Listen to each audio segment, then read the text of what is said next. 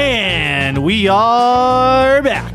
Couch Company Podcast. I'm John. With me as always, Tyler. Hey, hello. You were really quick on the volume button. Well, that's because I was a second Super late. quick. You were a second late. I was Super quick. It was a thing. Lightning.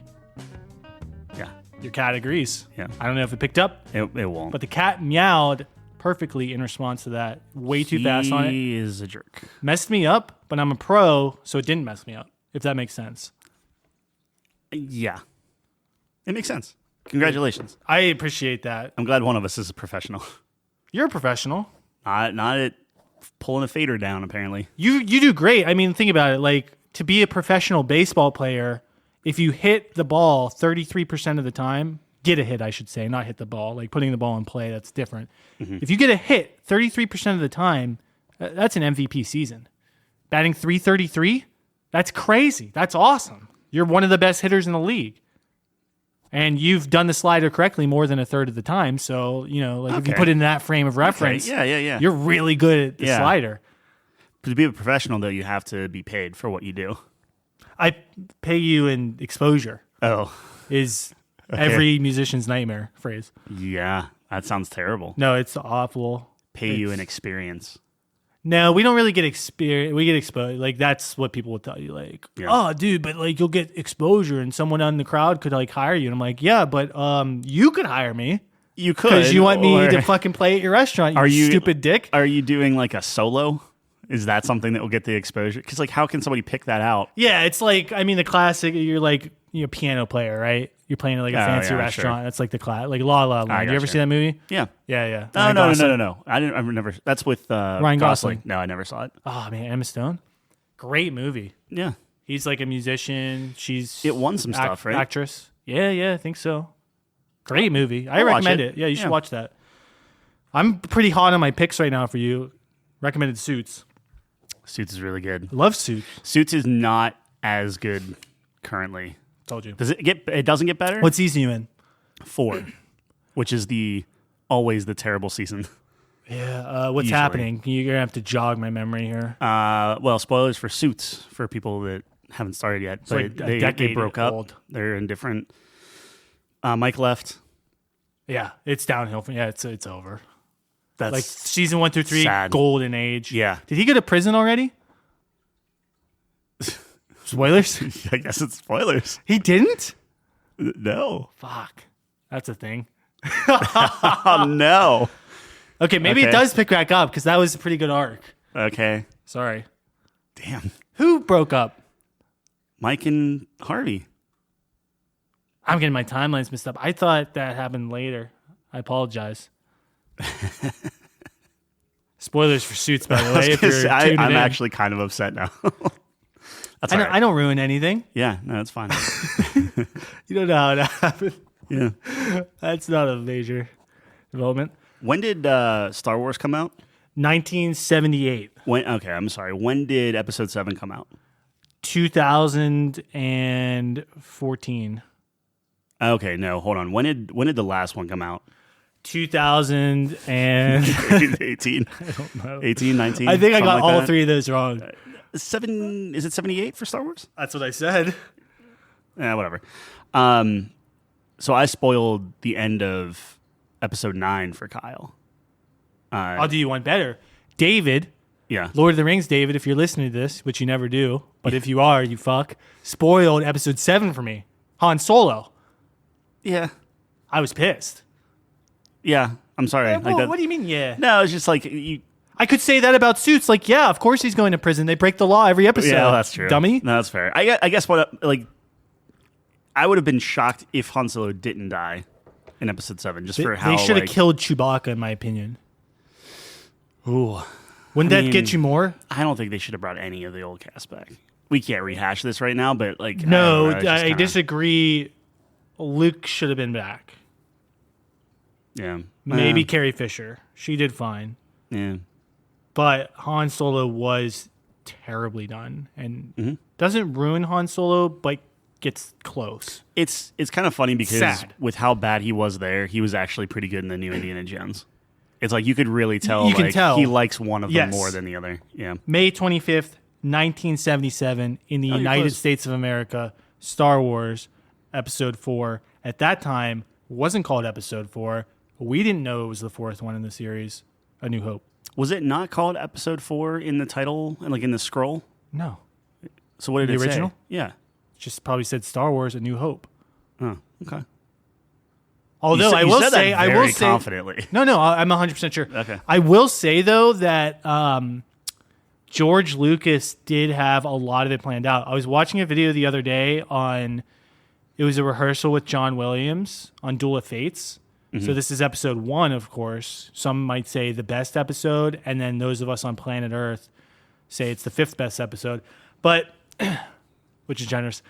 But they're rehearsing it, and Lucas is there like talking through it, and he's talking about the third movie as they're rehearsing Duel of Fate, which was really cool. He's like, they were talking about the choir component specifically. This epic thing. And it's like, yeah, it's really important, this Fate theme, because of what the battle is going to be like in the third. It was really cool to hear, like, he conceptualized the whole thing. Yeah. Say what you will about Lucas. I think his macro is really good. Mm-hmm. He conceptualizes the big picture extremely well. Yeah. Like Sidious taking over the Senate and stuff, that's great. Like, Yeah. that's such a great plot arc. It's all the dialogue and the little... it's the technical piece of it. It's the micro. It's the fucking Gungans. But he has a very specific taste on a lot of that stuff. It's Anakin's terrible. Yeah, Anakin's not great. The love story is awful. Like, I mean, how do you fuck up a love story? Like, making a good love story is difficult, I would say. But making an average love story is like a slam dunk. We've been doing this since the beginning of time. Yeah. Right? Yeah. I don't know. Here's the thing. Like, I don't think Hayden Christensen's just a very good actor. I appreciate him. I like him for everything he's doing. I thought he was good in Ahsoka. Yeah. But, like, being good in Ahsoka isn't good in Ahsoka. He just has to stand there pensively, say 3 lines, smirk at the camera, and then fight her. Like, that's it. Right. It's sad, though, because I want him to be good. Yeah. I root for him. I feel so bad for him. You can't recast. Like, it's just like, he is Anakin, good or bad or whatever. It's just like, that's him. Just like Natalie Portman's Padme, and I don't think she was very good. Natalie Portman's not good, period. I thought she was very good in V for Vendetta. Like, how do you go from that to that's a Star great Wars? point. That's a great point. Maybe it's a director diff. Maybe. Or V she for- was V for- she was younger, I think, and that was 98 when that first one came out. So she was Episode 1? Yeah, she would have been V for Vendetta yet. V for Vendetta is fantastic. Yeah. It's really good. Yeah, I mean, I think nowadays if they pulled him back in and redid it and everything, it'd be better. And the kids nowadays coming up too are much better actors than they were back then. Yeah, that's true. Which is like, they have to have like no life, right? Like, you know what I mean? right, Like, sure. I don't want to know what happens in that Nope. world, bro. It's like, you don't get that good unless you're like not going to school or something, Yeah. right? Yeah. You know what I mean? Like, it's weird because these guys just come out of nowhere too. Like Timothée Chalamet was just like, suddenly he's everywhere, right? Like he's gonna be freaking Willy Wonka, you know? Yeah. So I don't know. It's the Illuminati, probably, right? Like just they handpicking who are gonna godify or I mean, obviously, well, I wouldn't say deify? obviously, but I don't know. it's probably not true. But there is something to that, right? I feel like Hollywood does like pluck people out and say like, "Oh, we're gonna make him a star, or her a star." Sure, yeah. Like that's pretty obvious to me. I would say, right? They totally push people. Who is the chick in Marvel? The Valkyrie girl. Is her name Valkyrie in this thing? Oh, what was her name from Fast and Furious? Yeah, is she from No. Yeah, The black hair. yeah, She's in Fast and Furious? yeah. I haven't seen a Fast and Furious in a long time, but she Yeah, was in like from Thor. Men in Black. Was she in Metal Black? Yeah, right? It was her and She was Thor. in Dungeons and Dragons. Dude, I don't know. No, we're talking about two different people. I told you. We're you talking about sure? two. Yes. The Valkyrie person. Yeah. Want to put a cheeseburger on it? The girl who's running New Asgard. Yeah, She's the queen of New Asgard. yeah. Is she not Dom King? Toretto's love interest in Fast and Furious, and You're talking about two different people, bro. Okay, well, I'm gonna check it out, man. Sorry, They're not even close. I can't. That makes me so mad. You want to put a cheeseburger on that? Yes, cheeseburger. Right, Shake my hand. Shaking your hand. Thank you. Oh, I can't wait for this. No, dude, you're crazy. So what is this? Thor: Love and Thunder then is probably the best. No, it's not Love and Thunder. It's I just need to get the best one. I just need to get her. It's fine. What's the good one? I Yikes, forget. I'm so off. Yeah, you're so off. It's like that was the easiest cheeseburger of my life. Yeah. Tessa Thompson is who you're thinking of. Is who I'm thinking of? Yeah. Okay. Yeah. Again, very bad with actor names, but I can see her face, and it's not the face of Dom's girlfriend. Nope. Definitely not. Yeah. It's not even in the same universe. It's what? It's pretty close. Should we Twitter pull it? It's close. Should we Twitter pull it? It's close-ish. I could see them being sisters in, like, if they brought this woman into Fast 12, Okay. and be like, oh, it's Letty's long lost sister, you'd believe it. Well, we're talking about a universe in which I'll tell you this: Marvel's more believable than Fast and Furious. In general, Yeah. yeah. I believe what happens in Marvel is more Sure. theoretically possible than Fast and Furious. Kind of like how Dom Toretto and John Cena are brothers. Yeah, that's that's bad. in that world. Yeah, John Cena's great though. Love that guy. Peacemaker's great. Peacemaker is one of the best pieces of fiction ever made. Did you watch it? No. No, you should. It's funny. Yeah, I don't know. Yeah. Everyone tells me to watch it, and you know my thing where it's like everyone tells me to watch it. I want to do the exact opposite of that, which would be not watch it. You know what I mean? Like that's just everything. Yeah, it's like you gotta. There's a strategy to get me to watch something. You know what I mean? Mm-hmm. There's a strategy. Mm-hmm. So originally, what I was gonna say was when the last Star Wars came out, I ruined the Kylo Ren dies to Kyle. Oh, we're going all the way back there. Yeah. Okay. And Kyle. Well, speaking about spoilers. So that was like 20 minutes ago. I know. I just gotta finish this thought because my mind keeps going to it. Okay. But I told that to Kyle, and he was like, "Oh man!" Like before he got to see the movie. So then he told Gerard that we were having a kid. No, that's not because of it. No, I like to prod him a little bit. So you went to go tell Gerard, and he's like, "I already knew." Yeah, we were waiting to tell Gerard. John and I were going to tell Gerard whenever we were just like playing like Diablo or something. Yeah, and Kyle's like, so I might have already accidentally told them because like they like drinking or something, saying like, oh, well, we have to push the soccer. I thought trip. It was calculated. I thought it was like no, it wasn't like malicious at all. No, it had to like be. That. No, you couldn't see Kyle the absolutely day not for something you like that. Spoil episode 9. He writes in his notebook like, as soon as I find out Tyler's having a kid, I'm going to ruin it for someone. Let me put it this way. If anyone would do that, Kyle would be that guy because he likes to think ahead and be like meticulous. Right. But he's not malicious. Yeah. So he wouldn't. If it wasn't something that, not that it's like super serious, but like that's kind of serious. Not really. It's not really serious, but you know what I mean? I like just it's felt like, bad because it was like, oh, Gerard officiated our wedding. I just want to let him know. Yeah. But he got a little preview. Yeah. That's awesome. Yep. Because he officiated your wedding. That's like a sneak peek. Yeah. Anyway. Yeah, I don't know how Kylo Ren. So Kylo Ren made you think of that?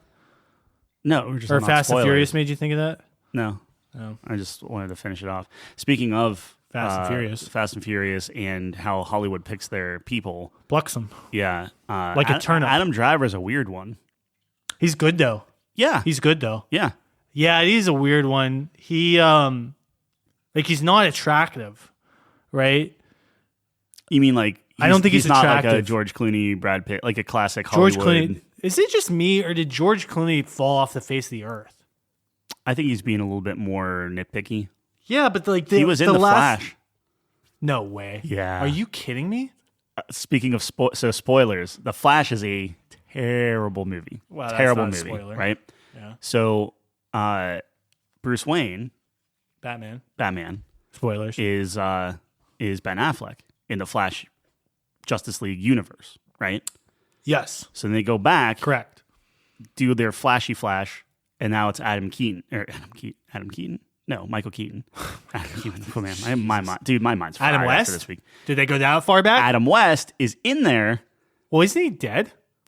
Yeah, everything is CGI'd. So Henry really? Cavill CGI'd. All the Batman, the Superman, Wait, what? what? Christopher Reeve CGI'd. Dude, they pulled everyone in because they probably watched Spider-Man and they were like, hey, wouldn't it be great if we just pulled all these characters in? The only real person was Michael Keaton. And Ben Affleck was there for a little bit or whatever. So anyway, all the flashy flash stuff happens. At the very end of the movie, he calls up Ben Affleck and he's like, okay, Bruce, I'm back. Blah, blah, blah. All this happened. I fixed everything. Okay, we're good. And then Bruce Wayne's car pulls up and George Clooney pops out. Yeah.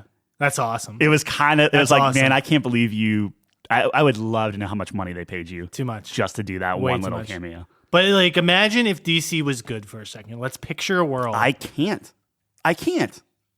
Do you think if DC was good and they pulled that off, that would be better than the Spider-Man movie where they pulled that off? I don't know how you do that.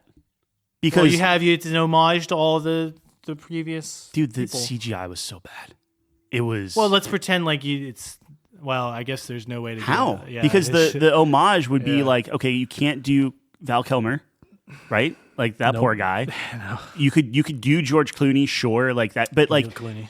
You had Michael Keaton in there, but they did it with I'm going to call it the Marvel style humor, but they pulled it into the DC movie. So you have Michael Keaton, which is like this dark, gothic, like completely different tone, pulled into this other universe that just does not work. Michael Keaton was fine, but it was just so bad. Well, that's been DC's entire problem is they try to do the Marvel formula. Catch-up. That's Star Wars' problem too. Yeah. If we're going to go back to Star Wars. As soon as Episode 8 started, it was a Marvel joke. Mm-hmm. And I was like, fuck. Yeah. You can't escape it, dude. They just think it prints money, which it kind of does, which makes me want to throw up.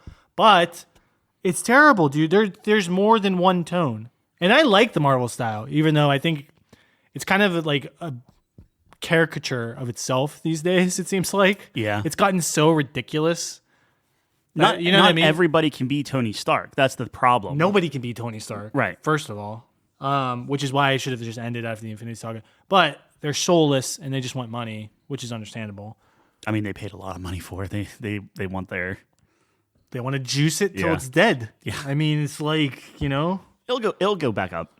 No. It will. It's dead. It will go back up. No, it won't. Yeah, what's going to happen is they'll have their next big Avengers movie where all the people come together and all the people that are like, it'll get rave review. I'm making this up, but it gets rave reviews in the box office. Okay. Now people are going to go back and rewatch all the movies that they missed and get hyped up again for it. And then they're too deep. They're too deep. See, originally in the first phase when that happened, right? You have Iron Man, which was a great movie. Yeah. And then you have, like Hulk was terrible. And you're saying, so like the equivalent of that was Avengers came out and that changed the game forever, right? And then people went back. But there was only a couple movies you had to see. If you go back now, if that happens now, there's like 100 quintillion TV shows you have to watch, all these movies, all these things. Yeah. Like the hours you have to spend, not comparable.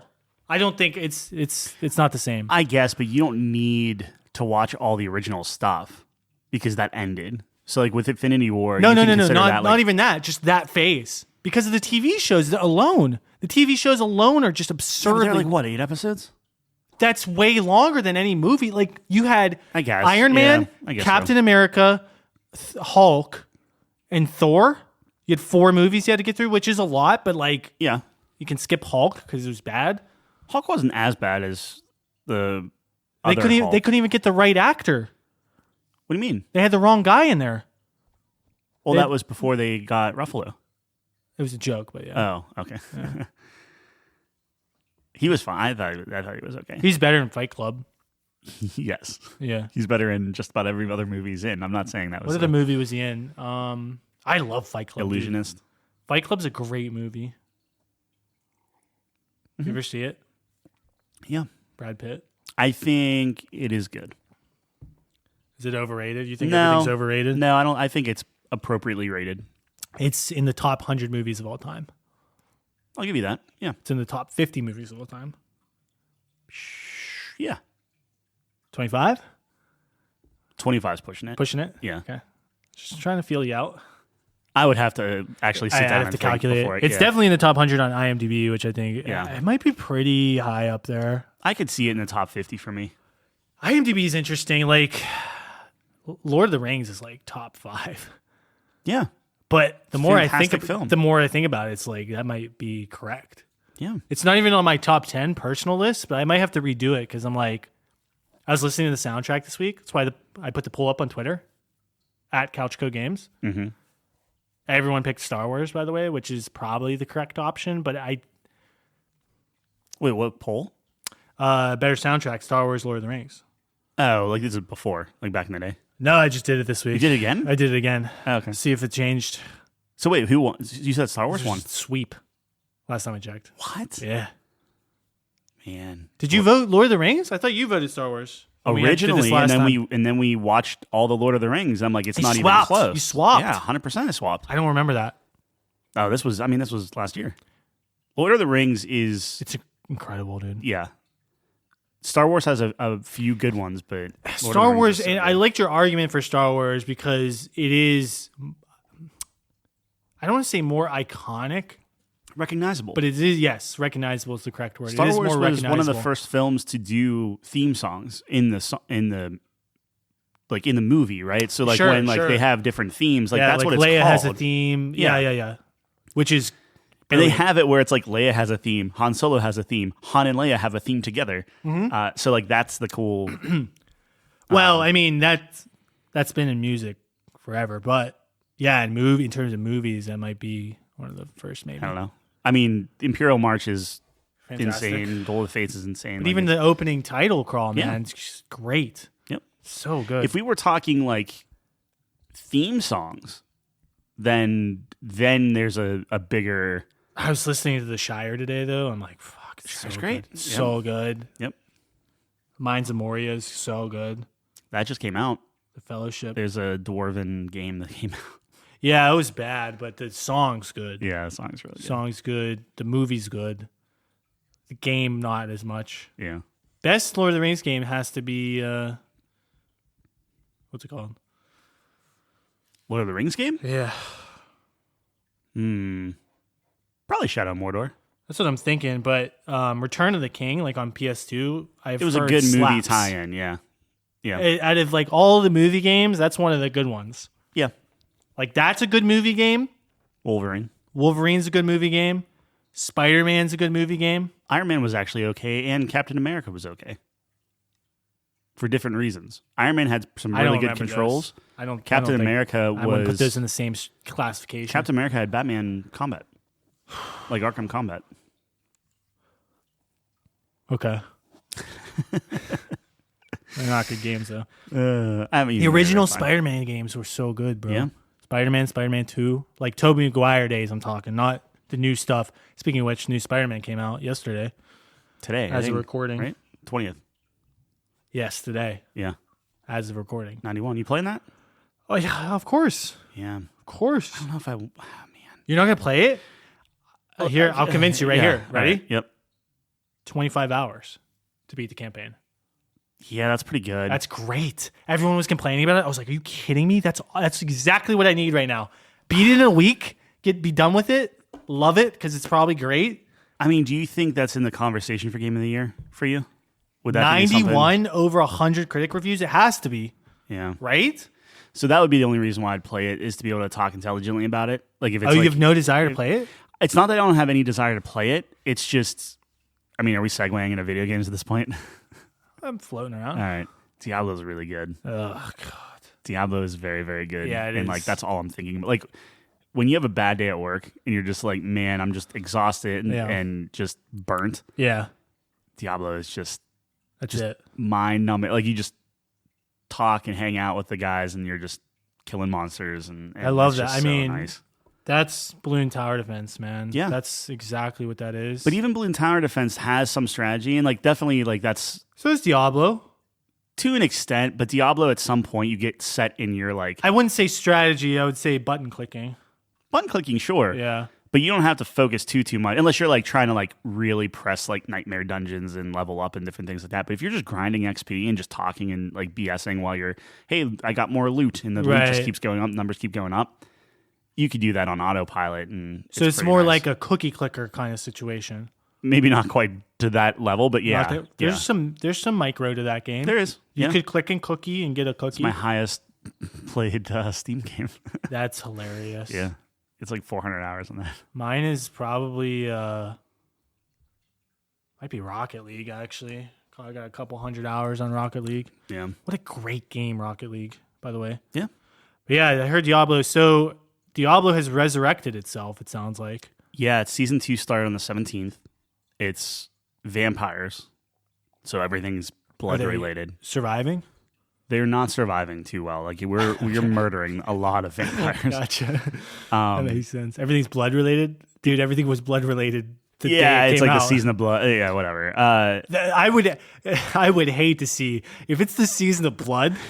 God, can you even see anything? Is your screen just red? Tell you what, I think there's actually more blood in the campaign where it's like literally raining blood than in the season of blood. The season of blood, the only bloody thing is like you're just picking up vials of blood. That's like currency. I'm telling you, dude, it's like somebody. I mean, look, I enjoyed Diablo. I think it's a very good game. Yeah, but it's like a 13-year-old like was trying to be like, oh, I'm gonna make a rated M game. It's just like there's gonna be blood everywhere. Yeah, this guy's gonna get his head cut off. Priest is gonna get bludgeoned to death. Priest and he's just gonna be a demon. They're gonna convince him to all kill themselves. I'm like, yikes, bro. Yeah, this isn't too bad, and I skipped through the story. Yeah. But it was quick. Oh yeah, I mean it's not meant to be like another campaign or anything like that. That's going to be in like an expansion, but it's like an extended side quest. That's okay. All. That's good. But like everything that I had an issue with from season 1, the original game and stuff like that is like fixed. Like it's crazy how they tweak some levers and do different things. It just feels good. And I think I texted you like the next day. Like we stayed up till like 3 a.m. because it felt like. Remember the loot cave from Destiny? Yep. And you're just shooting in the loot cave. And it was kind of boring, but like, dude, that loot just feels so good. So it's just like, we're just going to keep exploiting this until they shut it down. Yep. And last night, or not last night, but whenever, the 17th or whatever, when we were playing it, it truly felt like we were like just breaking the game because it was so rewarding just throughout the entire night. We went from literally like 45 levels in a night. Wow. Which is insane. Like you don't do that. No. So it was just like they gave all the XP. We were just it felt good. The horse feels better. It's faster. It moves better. Just like little quality, like gems don't take up inventory space anymore. Right. Just like little quality of life things that's just better. Where it's like, oh, I have to go to my like stash, like you have your big chest or whatever. Yeah. And before you had to always like run into the wardrobe. Now there's just a chest next to every vendor. So it's just like, oh, I want to like swap things around and do things really quickly. It's just right there. Yeah. And it's just so much nicer. And the like the gimmick with this, like last season, it was like you have to get a heart and then you have to like break a heart open and then put it in a gem thing in place of gems, making gems even more irrelevant. But then like you can't swap them out and like they had certain abilities and it was like it wasn't fun. Right. In this one, it's like, did you play the Helltide where like it was actually raining blood and you had to go and collect like fire things and if you died, you lost half of them and of course. stuff. So there's that, but blood. And it's a whole other area where you're gathering blood vials and stuff, but you're getting so many of them. And if you get like 50 and everyone gets 50, you can all like throw blood in these like altars and get like 6 legendaries as you're fighting. I don't know. It's like it felt really, really good to play. It's a dopamine. That's all it is. Yeah. Pure that. And like even dumb little things where it's like, okay, we're going to go to a dungeon. Now, whenever you start the dungeon and click on it, instead of like teleporting you in front of the dungeon with a loading screen, then going into the dungeon with a loading screen, now it just puts you in the dungeon, you go through it, hit another dungeon, warps you to the next dungeon. It's just like everything just feels faster and moving, and it's... Why wasn't it there originally? I think they didn't want people to blow through the content, and they were trying to stretch it out as much as possible, thinking people would just keep grinding and keep playing the game. And I think now they're just like, screw it. Do you think all is forgiven? People are fickle. I don't think all is like I'm not going to go back and like change my score. Like when the game came out, it was an 80 for me. Yeah, but you said I said last night it was an 88 now just from that. But that's what I'm saying. So you have changed your score in your head. I've changed for this season. Yeah, sure. So it's an 84 overall then. If you want to average and yeah, sure. Well, yeah. If you think of the game as a whole, it's like season 1 happened. Yeah, that was a real thing. That was real. But season 1, I would actually put less than 80. Yeah, you have the original game, which is an 80. Season 1, which is like a 76. Season 2, 88. So that's what, like 82? Yeah, something like that. I don't know. Yeah. I'm happy. I'm playing a sorcerer. I'm having a blast with it. I'm happy for you, dude. Nate was playing with it. Yeah, you said Nate was having fun, which that's a red flag, or a green flag, I should say. It's a green flag. Yeah. Because when Nate has fun, Nate hasn't played games well, this is actually a good year for Nate. Yeah, Baldur's Gate, he's doing pretty well this year. He's got some pretty good games going on. Spider-Man just came out. He'll play that probably. Will he? Yeah, he's he a big likes Spider-Man, right? He has it on his entire arm. Mm-hmm. Yeah. No, yeah, it's a pretty good year for Nate. But there was a while there he wasn't really playing anything except Tarkov. Yeah. So good year for Nate. But yeah, since if he likes it, that's like a green flag, right? I think so. I mean, it's worth coming back. If you play Diablo and you were like, this is fine, I don't have time. And then you hated it, I don't have time. Then it's like, okay, it's worth checking out. I don't have time. I'll get to level 100 on this one. That's crazy. Yeah. I'm happy for you, dude. I want you to be joyful. There's just too much out. Well, it goes back to our original conversation with Spider-Man. Is like there's just too much out. Where I do want to play Spider-Man. Understand that. I have to play Spider-Man. But Wizard with a Gun just came out. That's an indie game that I want. Indie game I want to try. I saw it though, so I kind of do know what it is. There's a couple indie games that have popped out that. You play the indie games. I'll play Spider-Man. Yeah. And then you can't stop me when I want to make a game of the year. Yeah, I know. It's easy. I don't. You don't like that? You don't like that trade? Yeah, because I'm sure Jeff's going to play it, and I don't want to get ganged up on. Jeff will be here again as the arbiter. Yeah. For some reason, because we can't control ourselves. Spider-Man's okay. Spider-Man's great. What are you talking about? No, it's good. I just don't. That's the best version of Spider-Man. Yeah, 100%. Okay, well, what are we talking about then? I'm talking about Spider-Man's one of the best characters ever made. It's not the type of game I want to play right now. That's what I'm struggling with. It's like Spider-Man is good. It's an okay game. I want to. Okay, well, look, the way you're phrasing it, kind of disrespectful. That's all I'm saying. When I look inside myself, David Diver's okay. It's fine. It's an okay game. For an indie game. Even David Diver, they came out with a ton of extra Play it, stuff. bro. I can't. Why? There's not enough time in the day, man. There is. No, I gotta watch Suits with Chelsea. You can't. Little Steam Deck action. I could. Yeah. But then I you feel bad. The moment I start being on my phone when I'm watching TV or something, like she's constantly on her phone. While you watch Suits? Watches. Yeah, she never just watches. Okay, TV. so I was on board with you. Now I'm a little bit off board. So what do you mean? You're saying she's on her phone constantly when you're watching TV together? Yes.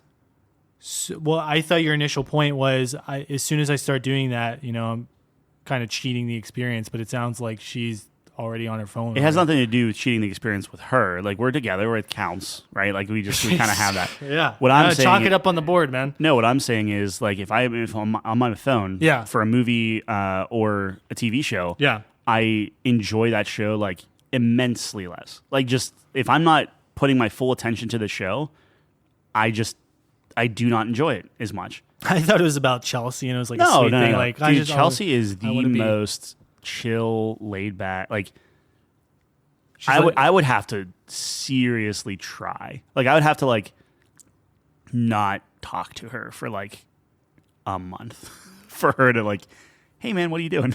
You're both kind of laid back though. Yeah.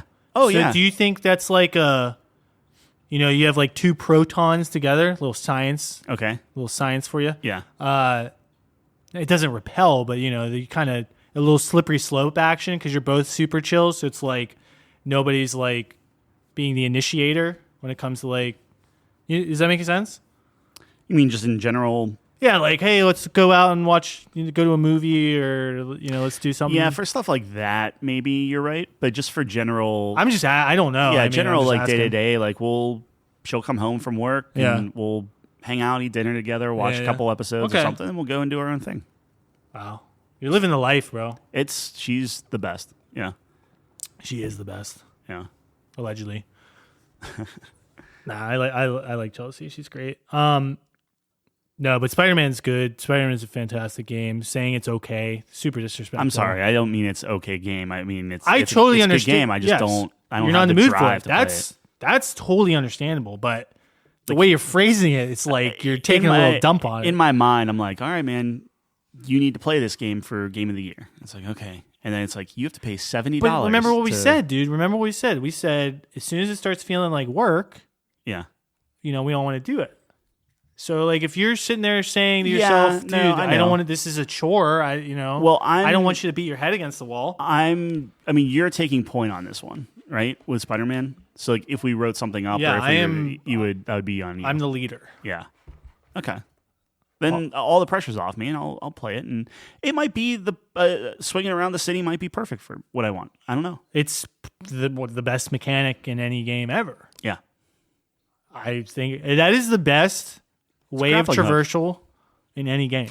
Ooh, the web slinging, dude. Even back in 2005, bro, it was so immaculate. From what I see of this new one, I could probably get there with you. I'm trying to think of like all the different traversals. Well, just think of the evolution of it. Like I'm saying, like even those original Spider-Man games, the web slinging was always so incredible, and that's so many generations ago. It's like this in my mind, it's got to be the best traversal system any game.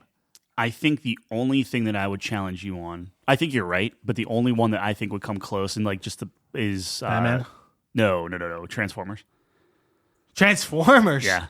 Or for Cybertron. Wow. Where like you're like fighting and doing things and you jump in midair. Man, does that count though? Because that's more of an arena rather than like an explorative. From like arena to arena, you jump in midair and like you're going through like a level and you turn into your little like plane and zip through and then like transform midair. I think we can agree Starscream is the best Decepticon of all time. I just want that on record. Sure. But having a podcast is great because like, you can just say whatever you want. Yeah. Well, no, you can say things and it's immortalized. Yeah. Like now it's on the record. When they are thinking about what John Perez said 250 years ago.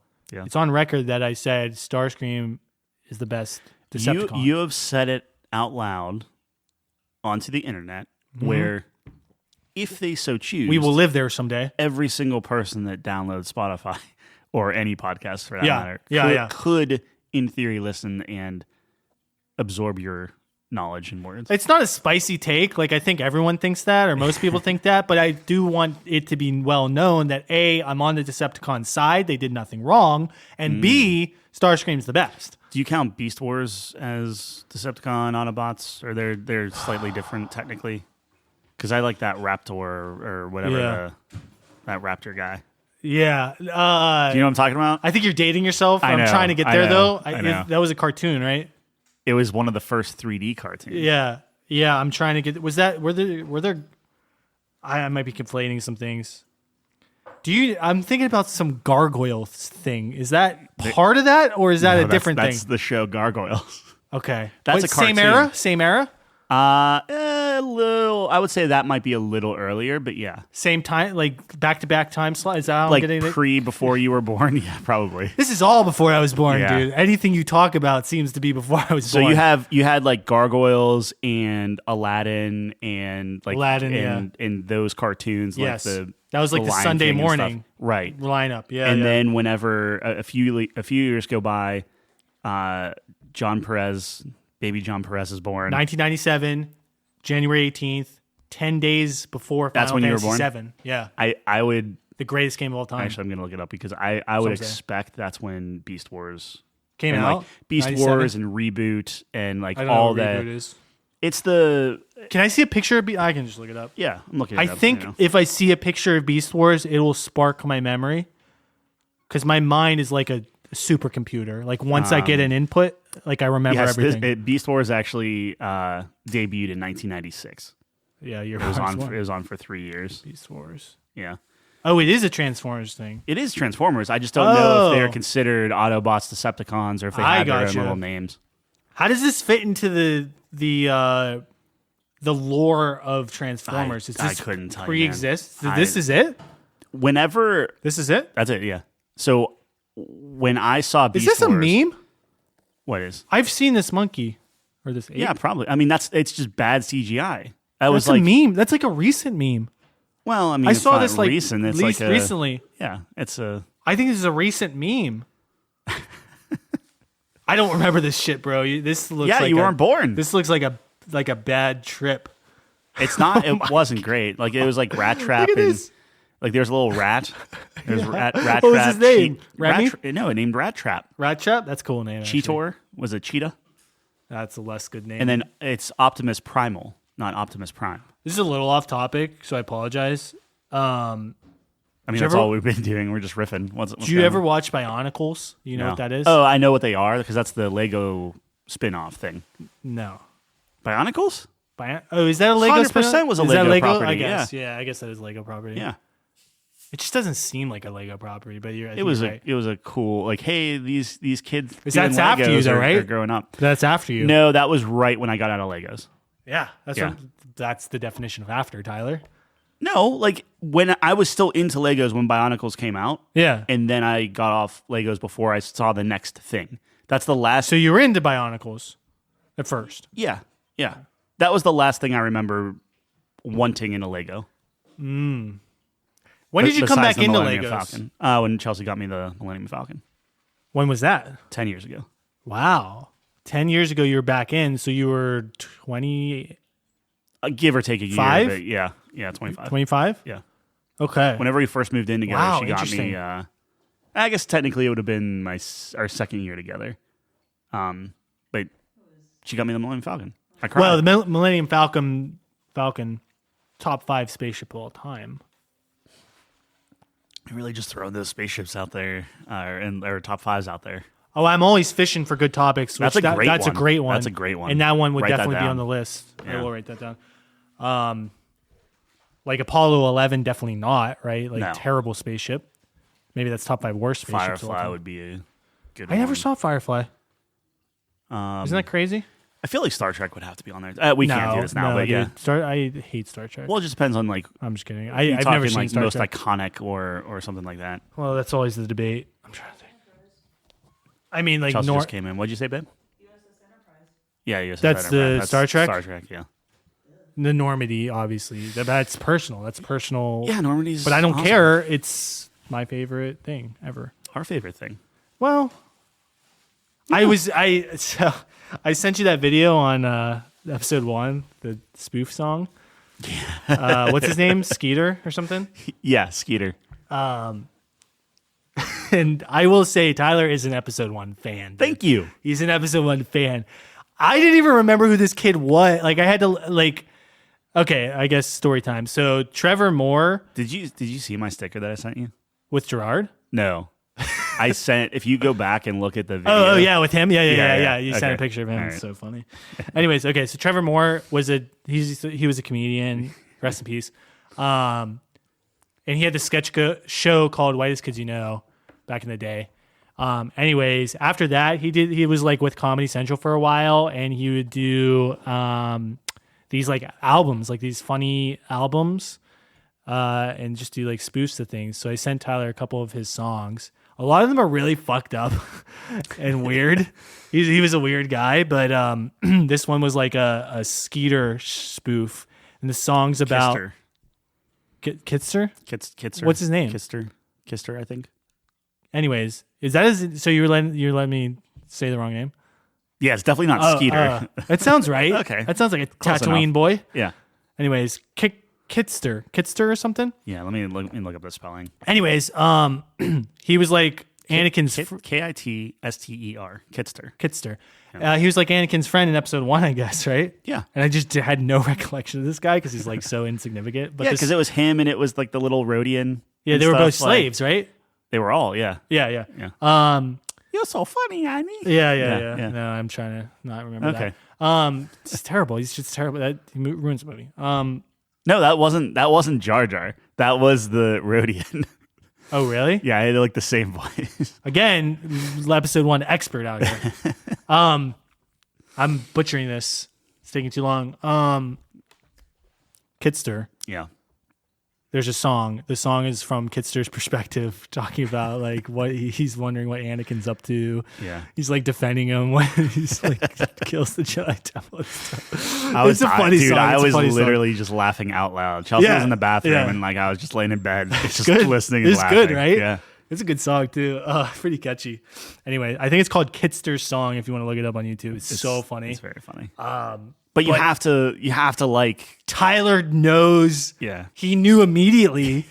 He really knows Kitster because like I would listen to this song and I was like, who the fuck? And then I looked it up, a picture, and it all came back to me. I was like, oh my god, what a brilliant song! It's so funny. Anyways, that was a big sidebar, but you should go listen to it. It's a really funny song. Yeah. So what have you been playing?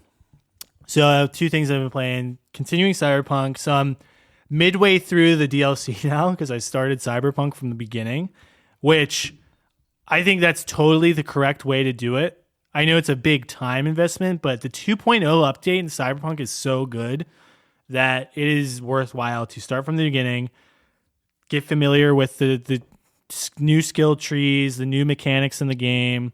There's like vehicle combat now. There's like all this stuff. Melee combat's really good now. Sneaky Archer is still the greatest way to play any video game on the face of the earth, which now that I mention that, might be why Starfield's not higher. Like imagine this. And we always go back to Starfield somehow, but this is important. Okay. Yeah. This is important to get on the record. Yeah. If Starfield had a great Sneaky Archer build, it would be up there with Skyrim. I think that might be the missing link in that game. Because Sneaky Archer build, all is forgiven. All is forgiven. Because let's put ourselves into 2012. 11.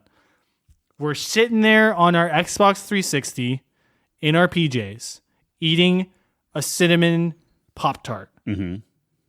Probably. And we're sitting there playing the new Elder Scrolls game, Elder Scrolls V, Skyrim. Thanks, Todd Howard. And we're playing it, and then we figure out, all like the collective unconscious that Sneaky Archer is the greatest build ever. And that's the only way to play the game. Like, you can try to play Magic. You can try to play two-hand. You can try to sword and board. You will always go back to Sneaky Archer. It is the pinnacle of evolution in terms of game mechanics. Now, if you have that gameplay in Starfield, and I will say the Starfield sneaky beaky mode gets really good when you get really high level, but the initial sneak is terrible. It's too long. You can't. No. It's not good. But the only reason I found out that the sneaky build was really good is I saw these like montages of people just destroying bases without getting caught, jumping around, going invisible. I was like, I want to play that game. But I don't want to put fucking 60 hours into it before I get there. And it's not, like, what do you get for it? I don't know. Like, it might feel good, but, like, that's it. Like, it doesn't. It should be there from the beginning. So that's my rant. Starfield, it would have been 3 points higher if the Sneaky Archer build was viable. Sure. I'll give you that. I think that's a fair assessment. Okay. Cyberpunk Sneaky Archer is great. It was great from launch, but now it's still great. Was it? Yes. Okay, because I played it. I played it too. I felt like I wanted more. So when you're maybe it wasn't great. When you're talking Sneaky Archer and stuff, and you're sneaking around and killing people. Yep. Are you hacking them too?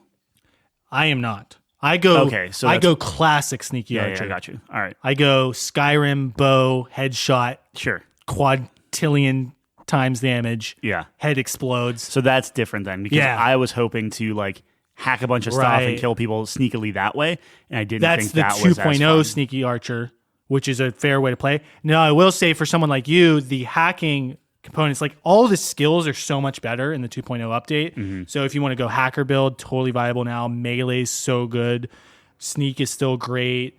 Run and guns, great as well. They also have skills, so they have specific car skills now. So like they really, highlighted the vehicle combat, which is really fun. Okay. I think not perfect, but still fun. That would be a really good game, like a Mad Max game where like it's all about the vehicle combat, like Twisted Metal. Yeah, like we need Twisted Metal back. Maybe that's Mad Max was great. The game, that is the perfect B game. Like an 83. Yeah, I could see that. It hurt me a little bit when Jeff was calling Arkham Asylum a B game. Well, yeah, he's not wrong. I don't think he's wrong. I don't. Oh, man, we're going down too many paths. Sorry. Continue. No. This is important to bring up because should it be? This is the same argument with Portal 1 versus Portal 2. Like, just because Portal 2 eclipses Portal 1 and you can see like a clear progression and evolution of the game, does Portal 1 get punished because of that? I don't know. Like, does Portal 1 get worse because Portal 2 realizes the full potential of what that game could have been? Well, Jeff never played the second Batman. So he doesn't even know. Yeah, it's an older game. Wow. It's an older game. Okay, so in that his totally mind, it's more of a B. Throws away my theory. A B tier. It's one of those things like when you're looking at it, it's not like a Call of Duty. It's not a AAA title. It's just like these. But he likes Vampire the Masquerade. So that's a B game. Vampire the Masquerade? Yeah. He thinks that's an S game. We're not talking tiers. We're talking so like you have your AAA games and you have like your you're talking your budget game. Yeah, it's just like here's a game that like it's a smaller studio or it's more of a niche title. Why does that make you feel bad then? Because I just love Batman. So it's just like but that's not a knock on it then. It's not a knock on it. I'm saying my initial knee jerk is like if you don't think the Arkham games are the best games ever made. Yeah, but we're not talking best. You're saying we're talking budget. I know, but I just said he was right. I'm just saying like that's my knee jerk thing is like, sure. Oh, Dave the Diver is amazing. You can't say that. Yeah, but Dave the Diver is not a AAA game. No, that's just a fact. Yeah. No, right. I know. I'm getting confused why you're getting offended by that. I'm not. I'm like saying, if he said Arkham Asylum is a mid game. Yeah, talking like quality. Then I would. Now that's knee jerk. Yeah, you suck at life because this is my favorite game of all time. He was right though. It's like in this era of because like you have the Arkham Asylum games, you have Mad Max, you have there was like this like spaghetti western like shooter game. You have like Red your Dead Mirror's Redemption? Edge, and no, that's the higher profile game. It was slightly Wet something. Wet? Yeah. A Western game was called Wet? Yeah. I'm trying to think of what it was called. I don't know. Anyway. But yeah, in the 360 era, there was just a lot of those type of games that were like well-made, smaller experiences that you could play. And but now not it's just indie like, games. Right. It was like that, a middle part. Yeah. Like a B tier. Like you had a studio behind you, but it wasn't a small studio. Call of Duty. Yeah. It wasn't like Call of Duty and Madden. I fucking hate Madden. Yeah, I know you do. It's just like...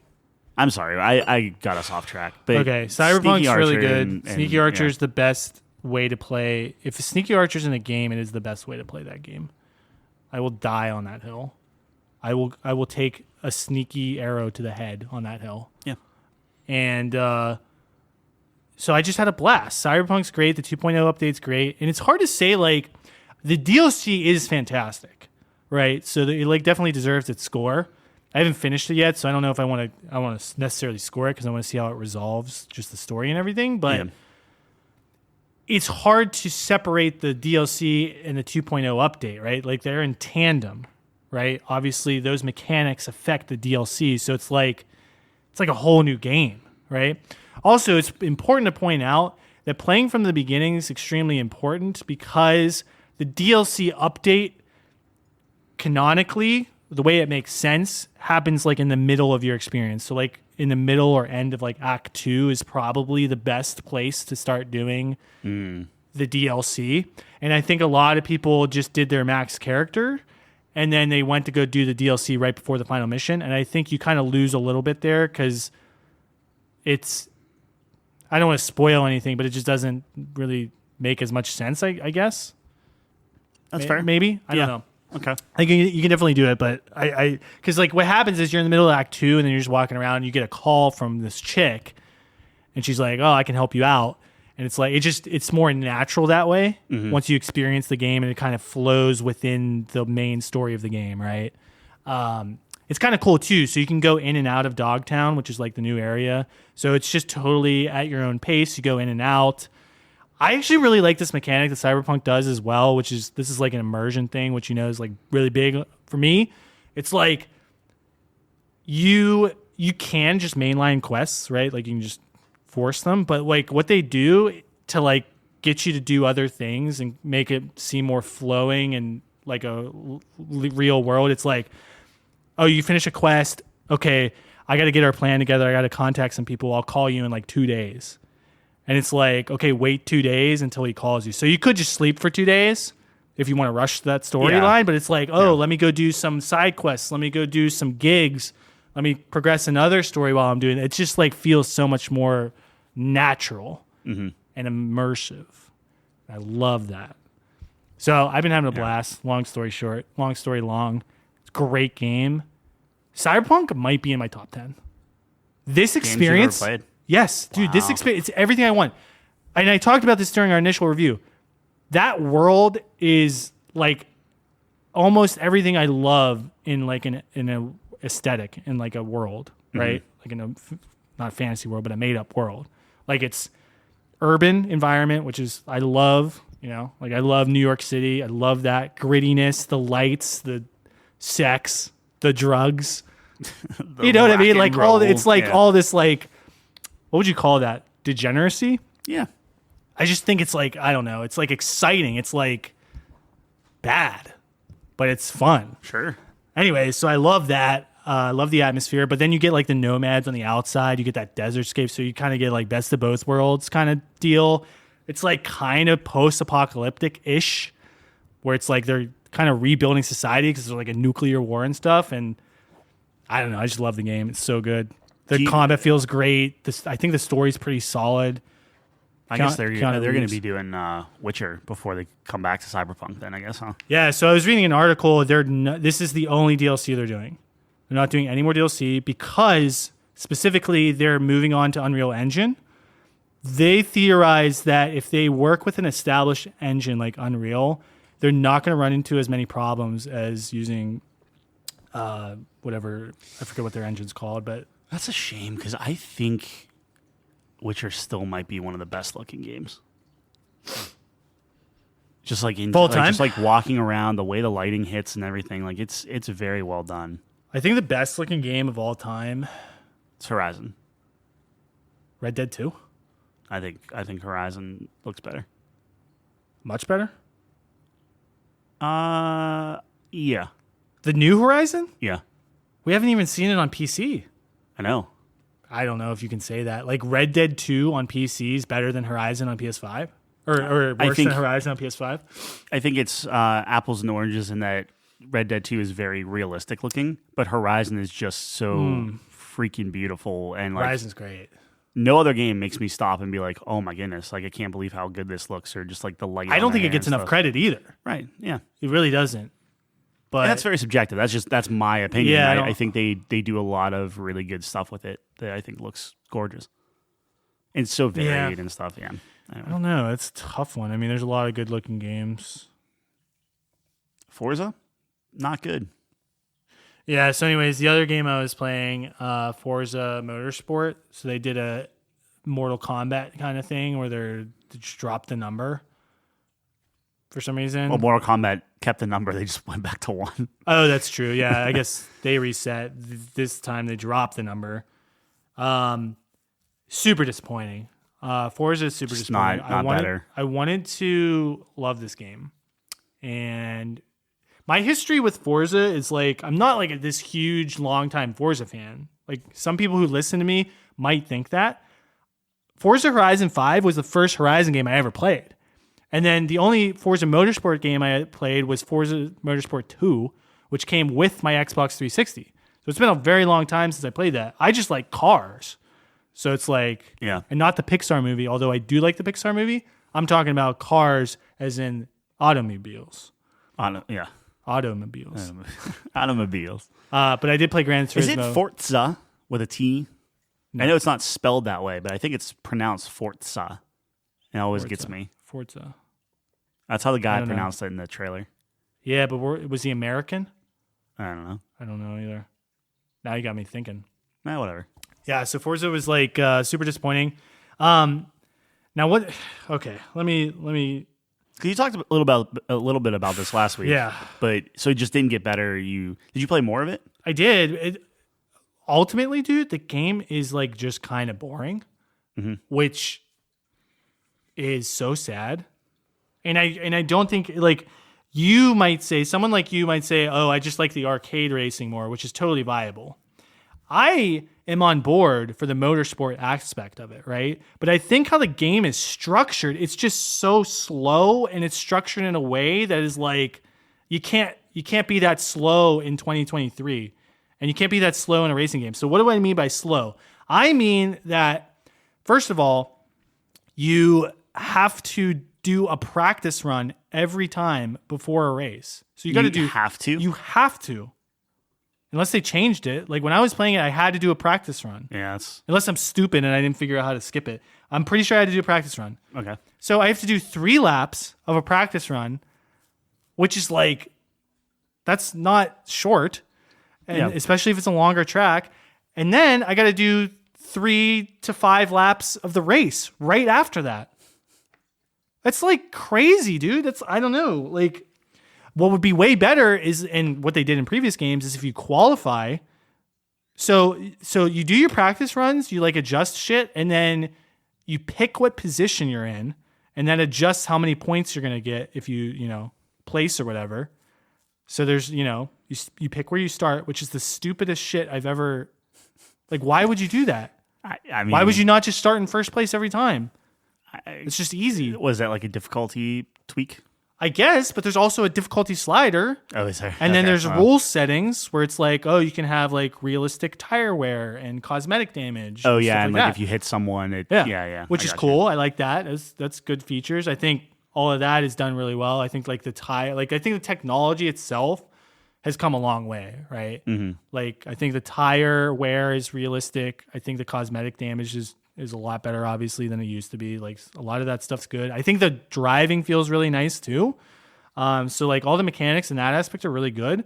But like it's just like, dude, I have to race like 6 laps before I finish this level, and then that's 1 of 5 to complete like the first circuit or whatever. Like the game takes forever. But see, that's the thing with Horizon, where like I don't think there was that big of. I mean, granted, I'm not nearly into these games as much as you are, but like the actual driving, like the races, didn't seem that different between Forza Motorsport and Horizon 5. It's not huge. So it's like you have roughly the same thing. Then if you don't want to do the practice run, you don't want to do this. It's like okay, and then you have this open world that you just kind of go through and explore it and just take in the amazing looking scenery. Yeah. Everything I played in this one is just like gray and boring and just like, I don't know. Like I just wasn't. It's the realistic motorsport. Now, like, here's the thing, dude. You're absolutely right. But I think, again, that comes down to like you just prefer like the arcade version of it, which is totally fine. I think a lot of people do. And like this is for the hardcore, racers type people. Yeah, but you're not getting the hardcore according to what you're saying. I think if you're that into it, and I'm not that good, so I can't really discern too much of a difference. But I think like if you're really into it, you can definitely. Is it like it's more realistic than Forza? Three for sure. screens, Horizon, your pedals and your steering wheel all set up and go that route. Well, I have my steering wheel and stuff. Yeah. No, yeah. People get into. They have like gloves and stuff. Yeah. Dude, they get so into it. It's crazy. But I just think the way it's structured, it's dumb. Like I was thinking, like they didn't have a lot of tracks. Like I was going back and looking at past games. Yeah, did you go back and check? Like, were there more tracks back then? I wasn't able to determine because there's like so many DLCs and stuff. And I don't know what like the launch was, but like I don't know. Like they have some of the iconic tracks. Like they have Maple Valley, obviously, which is like the staple from Forza. They have Le Mans 24-hour track, which is like iconic. But they have like the Nürburgring, but only the Grand Prix part of it. They don't have the whole the whole track. And it's like, oh, that's coming later. I'm like, dude, this is one of the most iconic tracks in the world.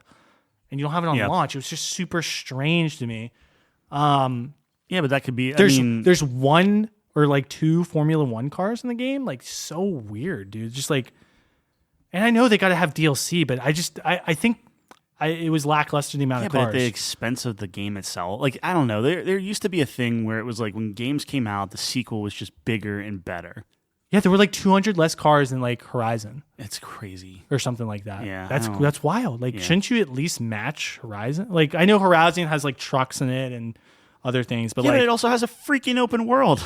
Like, that's what I'm saying. It's different. Yeah. But we can't go more in detail with there's a million cars you can put in this game. That's my argument. Yeah. Is like if Horizon has more and it has the open world, like if you took away the open world and said we're just going to focus on the cars instead, sure, I'll give you that. But if you cut back the cars and the tracks and it's just like, I will not be shocked whenever it's like, hey, buy this new track and 3 cars or whatever for $10 or whatever. No, it's already bleed it dry. That's 100% what they're going to do, and it's the perfect kind of game to do that for because it's like here's a car pack, here's a car pack, here's a car pack, and it's kind of scummy, but like I can't complain too much until the Game of the Year edition comes out. I can't complain too much because it's like it's on Game Pass, so like it was $10. If that's how you want to calculate it, so it's like okay, I'm getting this game for $10, so like I don't know, you have to balance it, but then you also have Horizon 5 that you could just download.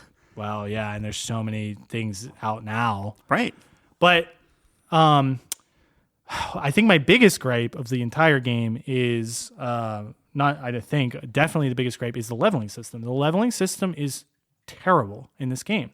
You have to level your individual car, and not even the type of car. So if I level my Mustang and I buy a new Mustang, like the same Mustang, but I have 2, that one starts at level 0.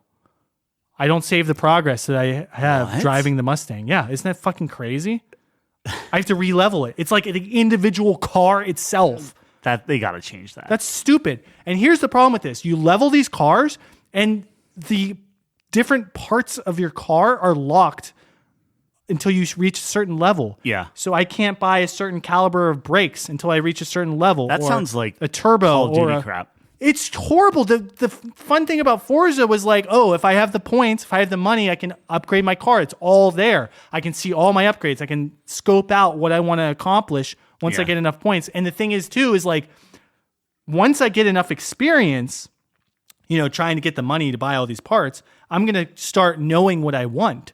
Mm-hmm. So once I'm like 60 hours in the game, for example, and I get a brand new car, now I'm locked out of all these things. Like I know what path, I know what's good, but I'm locked out of it until I level up this car, and I have to wade through the shit of this car until I can get the good parts. See, like that's the thing, and this is similar to what I was just talking about with Diablo, where it's like companies are like artificially bloating their stuff to make you play more, to make you do this, and it's not fun. And I understand that like there's some boardroom somewhere with like a line and a whiteboard, and they're like, well, we have to get this many hours on a daily basis to get this money, whatever.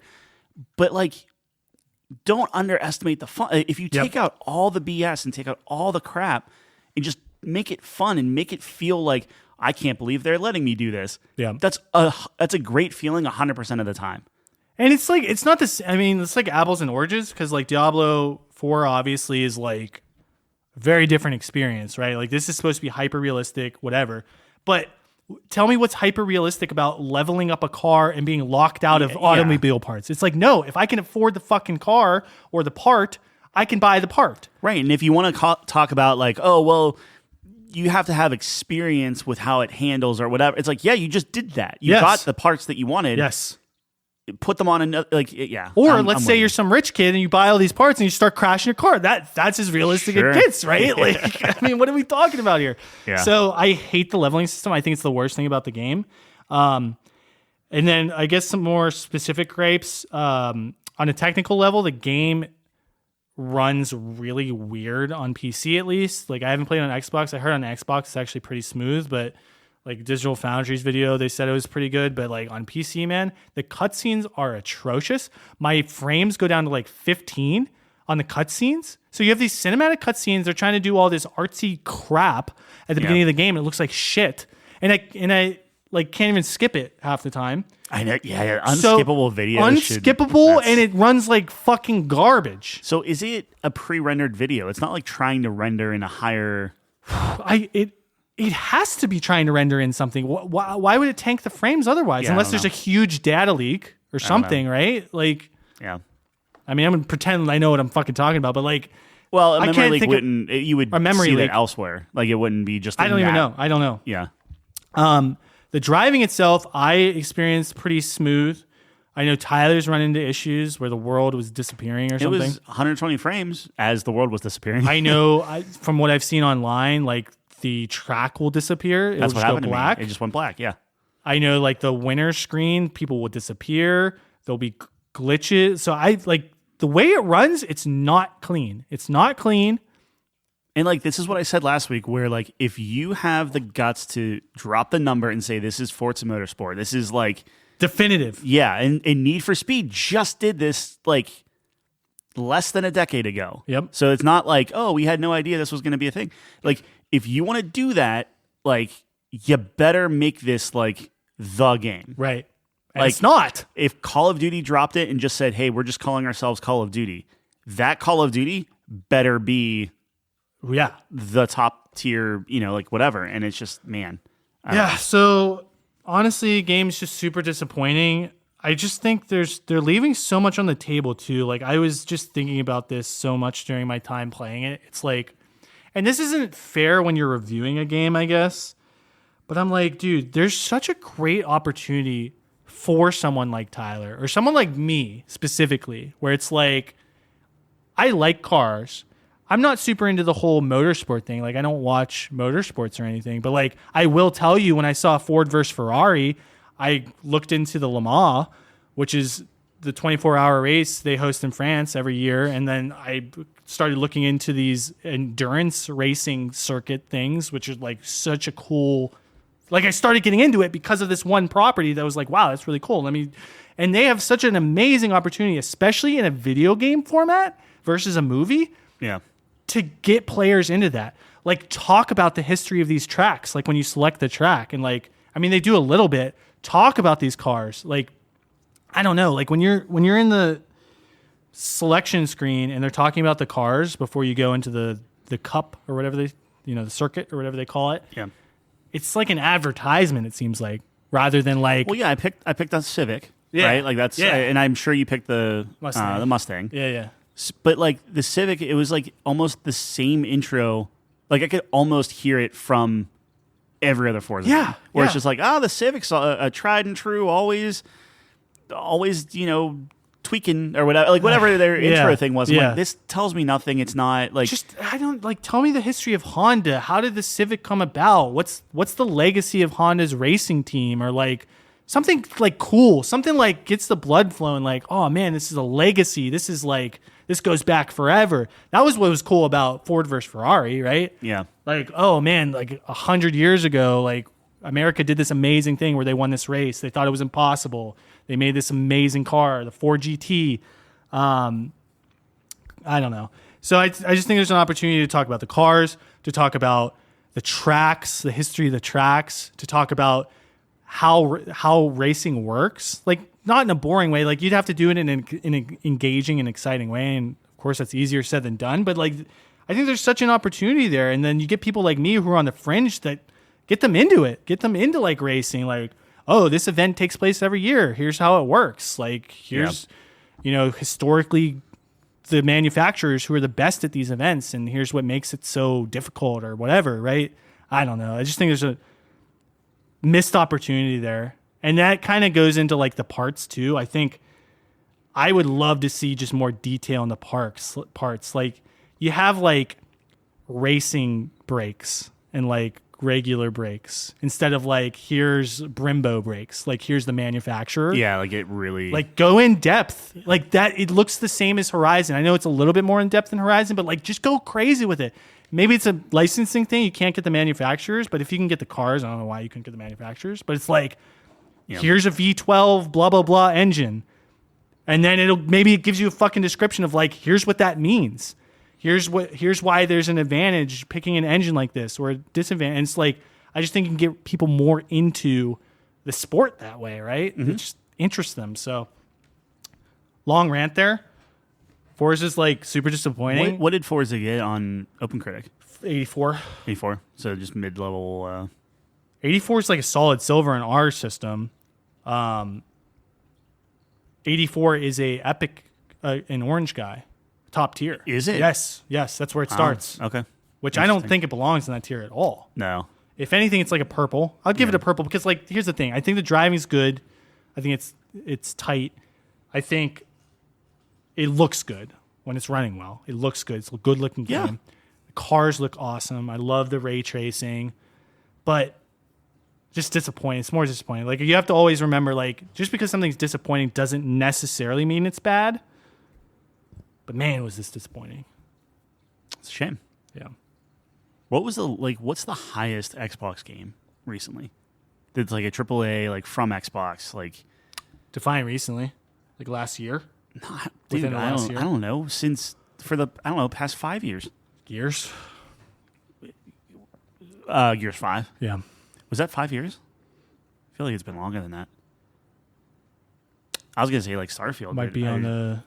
I don't know. On the long end of 5 years. I think it's within 5 years. Yeah. That's wild. I don't know. Yeah. Halo's Halo count? Yeah, of course it does. I forget what Halo got. What would Halo get? 89 maybe. Yeah. I don't think it hit 90s, but meanwhile, Halo Infinite was good though. Yeah, it was fine. It's just again, it's not finished. Yeah. Yep. It's fucking crazy. It's messy. You get these polished games from Sony, and Microsoft is like, because they have Game Pass, they have all the money in the world. They're a Bond villain, dude. They literally crawling across the line. I don't know. But and this is the transition is. You have all these indie games that are coming out that are great, and I played Cocoon, which is if you played Limbo or Inside, and it's like a puzzle game, and that game is very cool. It's like kind of like isometric top down and stuff. And it's puzzle, so like you don't like puzzle games. I don't know how much you would necessarily like this one per se, but it's the kind of the cerebral like world in a world in a world type of thing. So like you're this little bug. And you go around, this world, and you get this like marble, right? And if you put the marble on this pad, you can actually jump into the marble. So like you start off in like a desert world, and you find a green marble, and you put the green marble on a pad. You jump into like a forest world, and then there's like almost like an insect world and like a white world and stuff. So it's like you have like orange, green, purple, and white. And you have all these worlds, but the weird thing is you can take like the green marble, bring it into the orange world, but then you can jump out of the orange world, grab the orange marble, and bring it into the white world. So then the white world has orange and green. So you have to like layer all these things on top of it to like solve puzzles and stuff. Yeah. And each marble gives you special abilities and powers and things like that. There's really no story. I'm sure you could kind of derive some sort of story if you really wanted to make something up. Right. But it was like a tight 4 or 5 hour experience depending on how quickly the puzzle clicked with you and stuff. But really, like, it's a perfect example of looks really good, great art style, the movement's really good, just like the little tiny animations and the way that the light shimmers on certain things and the subtle ways of like you just know what world you're in because of like the subtle colors and how everything goes. So like with no talking, no text, no nothing. It's all just you're in the game and you're just doing things to figure it out. Really, really well done. But that's a perfect example of how polished that game is. And granted, this is their third one to, whatever. But like it's a huge difference between a tight, polished, well-designed experience versus just something that's like AAA bloat. This has to be a games for service, blah, blah, blah, blah, blah. Like it's just, I feel like Microsoft is almost the DC of, right? That's funny. Like it's like if you're looking at these indie titles as like the TV show or like these small experiences or these one-off Joker movies or whatever. Right. Microsoft does that really well, yep. Where Sony is closer to Marvel, where they're just doing these like big blockbuster hits and they don't really bother with a lot of like the little guy stuff. But man, they hit these like AAA things out of the park. So I don't know. That's a good analogy. It was really good. If you're into puzzle games at all, I think Cocoon is worth playing. Like, is it in my top 10 for this year? It's a stacked year, so I don't know if it's necessarily going to make it. But it's good. I enjoyed it a lot. No, it's awesome. I mean, the priorities are different, right? Yeah. Maybe it's hard to pinpoint what it is too. Like, is it the pressure? Is it the deadlines that these AAA studios are under? Is it just the priorities, right? Like maybe they're just focusing on the wrong things. It's just money. I think if you look at, and I'm not saying this is for Forza, but if you look at a lot of games and a lot of like the development cycle and stuff like that, like people are leaving studios constantly. Yeah. So it's just like, oh, this person left, and then there's always like a little blurb of like, oh, but all the writing was done, so it's not a big loss. Or, oh, well, yeah, but this is further along, so it's in a good spot. They can leave. And it's the same. It's always bad. Like it was the same thing with Diablo, where the people left and all that stuff happened with Blizzard and stuff, and and then they brought in the Gears of War guy to finish it off and whatnot. And it's just like, if you look at what's happening in studios and like creative differences, and this person leaves and this person comes out, and it's just like you can see where, oh, this just stalled. And there's only so much you can blame with like COVID, because like you're starting to see a lot of like the issues with COVID finally like cropping up of like, okay, this was delayed forever, or this came out and it was just a mess because we didn't know how to work remote, whatever. But yeah, like if you specifically with Diablo, specifically with like I mean, look at like Mass Effect, look at Dragon Age, look at everything with BioWare. Yeah. You know, it's just like people are leaving left and right. Everything in Blizzard, like Warcraft, like Metzen just came back. Yep. Because that thing is just so, I don't want to say dead in the water. People love that game, but it's just like things are stalled everywhere because like there's no new like, oh, I'm thinking. That's why I love the indie world, is because that's the only place that I feel is novel and still moving forward in some ways, or still taking a genre and turning it on its head, or creating new cool experiences. Yeah, I don't think it's hopeless. Like, look at Larian, dude. Like, they're just killing it, obviously. Sure. I mean, and that's like an outlier, I guess. But even like CD Projekt... But they're not publicly traded, right? Like, they're that's a difference, CD too. Projekt Red, like, say what you will about the launch of Cyberpunk, they doubled down, committed to it, and that game is in such a fantastic spot. Like, it doesn't forgive the launch of the game, but... man, did they stick with it and make sure... Who are they owned by? They're on their own, too? So it was more of like a pride thing? Yeah. They got to be owned by someone, right? I don't think any developer puts a game out, gets middling or poor reviews, and then says to themselves like, oh, well, I'm sure every single developer takes it personally to some degree and wants to put out the best thing or fix the best thing, or just knows, right? Of course. It's not that. It's just like, it's a very clear distinction when you see the publisher come in, Microsoft, EA, whatever, and be like, no, this has to go out at this point because we have to hit our bottom line. Mass Effect 3, they were kind of defending their work a lot. You know what I mean? They were like, no, this is good. Yeah. Well, not really. I mean, like, he's also gone, and it's also... That was like a decade ago. What can you say? I don't know. You know, like, but they were like, still getting the paycheck. You know... I don't know. They put out that slideshow. I'm just still traumatized. I don't know. Yeah. I just like bringing that up because I hate everything. Yeah, I don't know, dude. Like, of course, like as an artist, you want that it is personal, right? Like it's 100% personal. You know, you're putting all this work into it, and you're putting your own soul into it, right? More or less. Sounds dramatic, but that's the artistic world. But yeah, so like people don't like it. People like are ripping it apart. Absolutely, that's got to be terrible feeling and be very personal, and you want to definitely fix that like immediately. Yeah, like I'm just saying, like whenever we're like crapping all over a game, we're not saying like, oh, the developers are poor or anything like that. It's just like, you know, like I'm sure there's a million different things that happen and whatnot. It's hard to believe that a lot of the stuff that comes out, people are just like, oh, we had no idea, right? Like I think there's like a give and take on like we have to either hit our deadline. Like, is putting a game out with bugs more of a detriment or less of a detriment than losing the profits from the quarter or doing whatever? Like, that's where the whiteboard comes in, man, and it has to be the ladder or whatever you said, right? Like, it has to be. We put the game out. It's not at 100%. We're gonna incrementally patch it, but we're gonna hit our. I just hate what it does. Stockholder meeting or whatever. But it's like that's the accepted thing, and this is why people like when people are like pushing back against Larian, right, and saying like, well, you shouldn't expect this type of like, why? Explain to me why. That's what I'm saying, dude. Like it's possible. We saw it's possible. And I understand like the critique is like, oh, it's just not a realistic development cycle. It's like, well, look, this is like what Larian did is how early access should work. Like you see all this early access bullshit where the game just never comes out, like Star Citizen.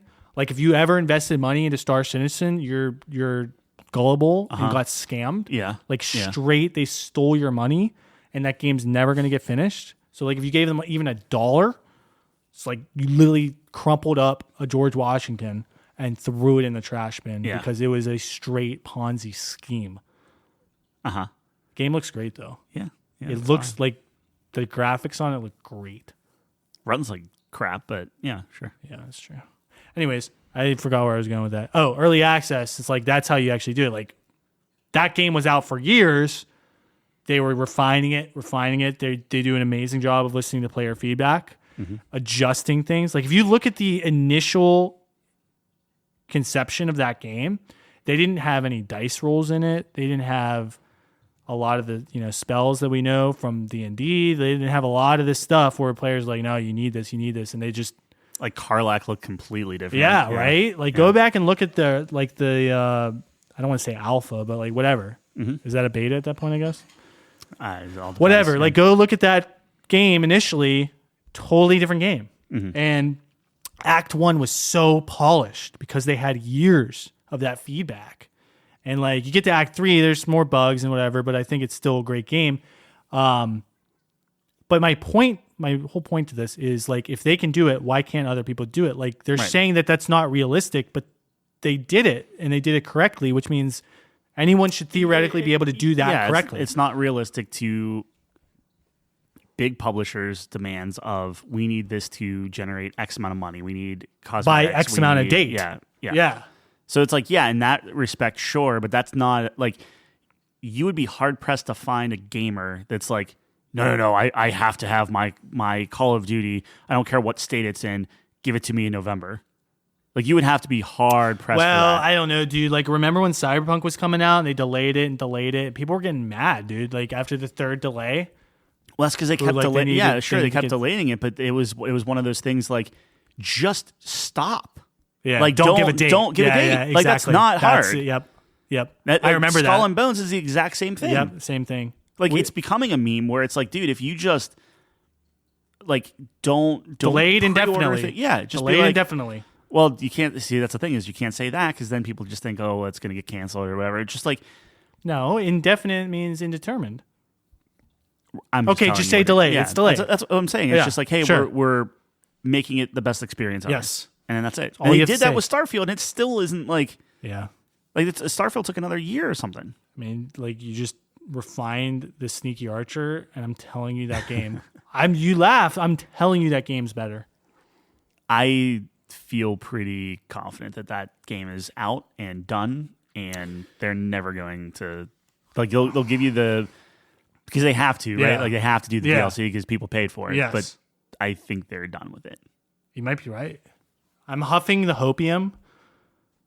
But what I did say initially was like I think modders will save the game, but it has to be worth that's saving. Nothing to do Bethesda. Like I think it is. I'm modders will do it, and we don't have to. The sandbox is there, like it's there. The framework's there. But you have to have the player base where modders feel. I'm not saying all modders, but I'm saying like if you're a modder and you're looking at like, okay, do I want to develop for Starfield or do I want to develop for Skyrim? And Skyrim has X amount of player base and Starfield's like this big, who knows? Yeah. Like, I don't know. Unless you just want to challenge yourself or try something new, sure. Let's see when the modding tools come out next year, let's see what happens. Sure. But that's another thing is like, it's wild that they know how important that is. And it's just like, I honestly, I got to go back and check. Like, did they get the FOV slider in there? Do they have DLSS? Yeah. They were going to. Did they ever actually patch it in? Or is it just one of those things that just kicked down the road? Right. Where's Redfall? They said that they were going to fix that game. Shit, dude. Well, we knew that was a lie. No, right. But they said, oh, we're working on the 60 frames. Like, that will get patched in. I think they did do that. Did they? I thought so. All right. How's Halo doing? Is Forge officially out yet, or is that still in beta? Halo. You know what I mean? But like, it's these like Halo was good too. Promise, and we'll do it until Halo was good too. Yeah, I don't know. That's You the don't thing. think so? No. It is, but it's just like there's no co-op in a game that is like that's Halo. That's what we all remember is playing split screen co-op with our friends. Yeah, I don't even care about split screen co-op. Yeah, it's but you co-op. know what I mean. But that's like when we think about Halo, you think about playing with your cousin on Legendary. Yeah. You did the midnight release. You went home. You played Halo. Yeah. Like that's the memories you have, and it's like it's not going to be in the core game. Mm-hmm. Like you're literally the whole point of us beating this cow to death with a paddywhack, a knick-knack, a knick-knack, beating this cow till it's dead is like we're the legacy of Halo. We're like, hey, remember when Halo was awesome and you were in high school and you were drinking Mountain Dew and shotgun and Red Bulls and awesomeness? Yeah. Cheeto dust on your hands and playing games and Doritos all over the place. That's the whole point. And it's like you don't have like the key. I don't know. Is what I'm saying makes sense? Yeah, but that's the thing is they're getting away from that.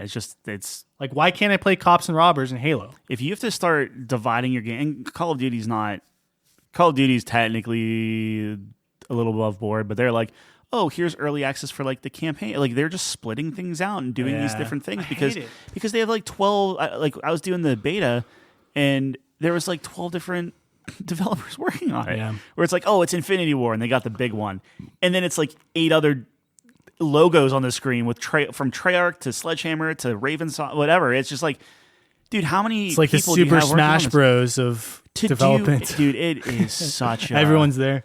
I was disappointed. It was playing that beta. It was like, okay, like my cousin was into it, which is fine. It was Call of Duty, and I did really well playing the beta. But man, is it like it's not a step. It's you get a couple new maps, a couple new guns, whatever. Yeah. But it's aren't they all like old maps? It's Modern Warfare 2. Yeah. Yeah, that one's Modern Warfare 2. Yeah, but it's the same thing. It's like you aren't doing enough to be like you changed the font back to the original font to evoke some sort of nostalgia thing, which isn't wrong, and that felt good. But like for whatever reason, maybe this is just me, but like bullets whizzing past my head sounded more like lasers than anything. And I'm just like, what is this? And then like that's surprising because Call of Duty is usually like it had great, amazing. Modern Warfare had amazing sound design. Yeah, Modern Warfare 2 is like okay, it's getting a little weird, and then Modern Warfare 3, it's just like it's not a step. It's DLC. Like it is DLC that you're paying $70 for, but they're putting a 3 after it. It's a scam. It blows my mind. Yeah, and it's $70. Yeah, and when you have the beta out, not on Game Pass. Not on Game Pass. No, not until next year. Yeah. Wow. At least there's an article that came out. I didn't read it. That's crazy. And it's one of those things like when you have a beta that comes out and it's like, oh, we have 5 maps, and one of those maps is Rust, which is already in Modern Warfare 2. Yep. It's so not it's a scam. Yeah. I don't know. Gaming's in a weird spot, dude. Which is like I don't know.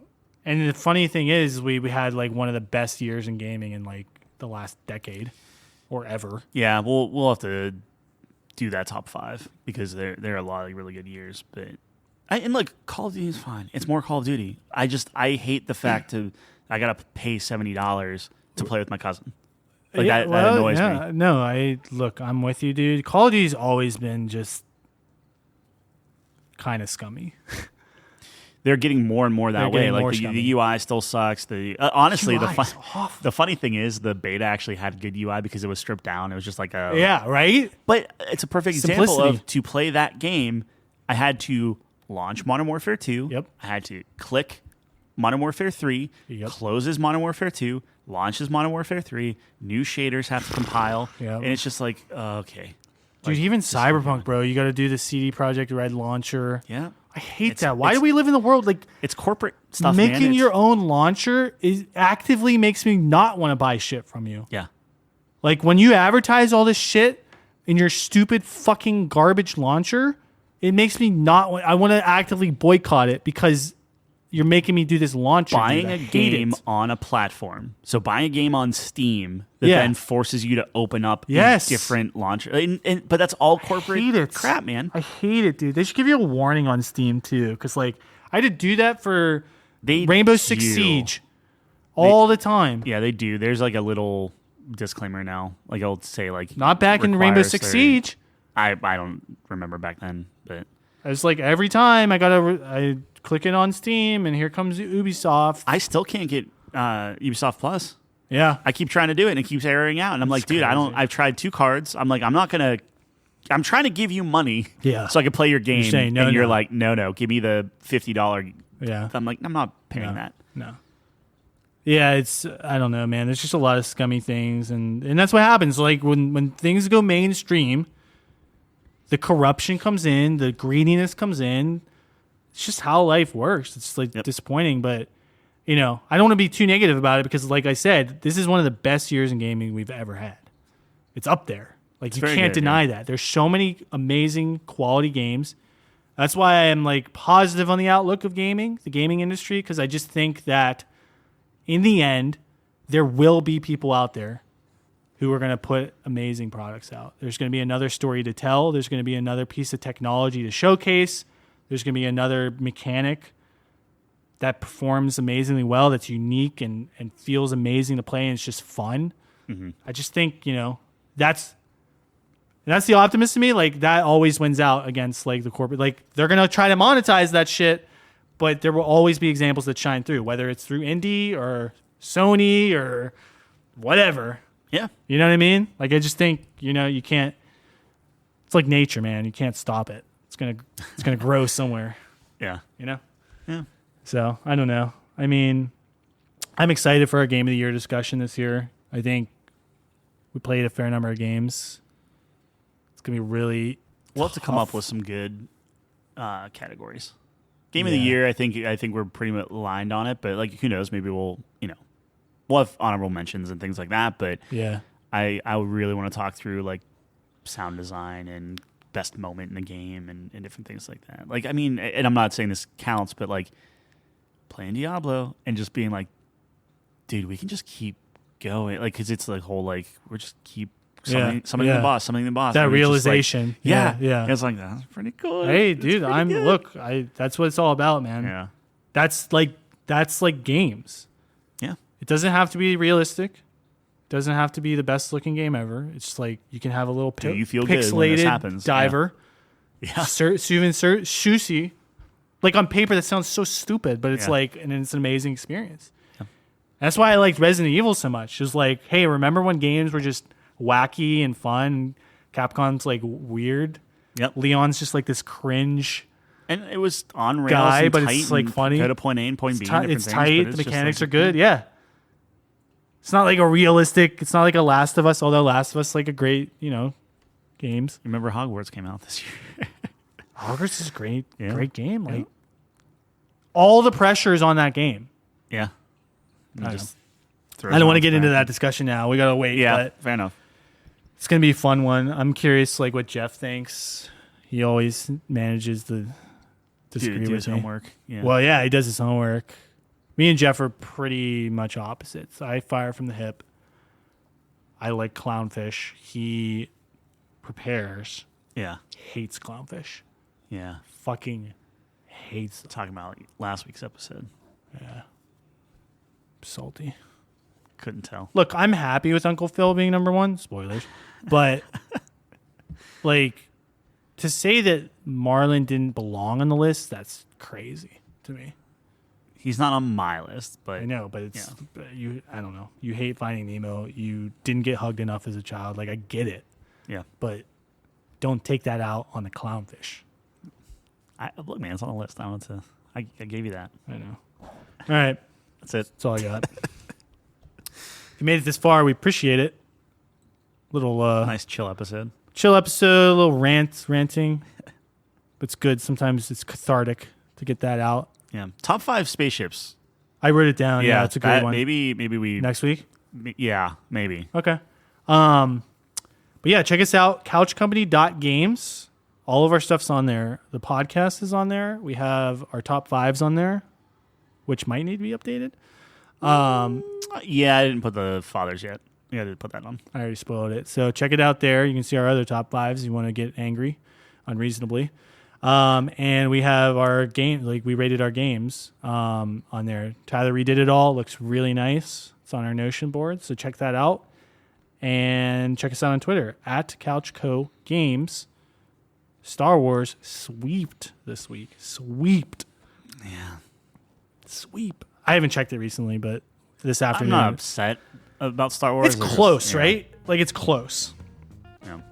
Both iconic, amazing soundtracks. But I do think, like, John Williams is the GOAT. Movie sound. Like, that's, you can't argue that. Yeah. But, I don't know. All right, that's it. That's all we got.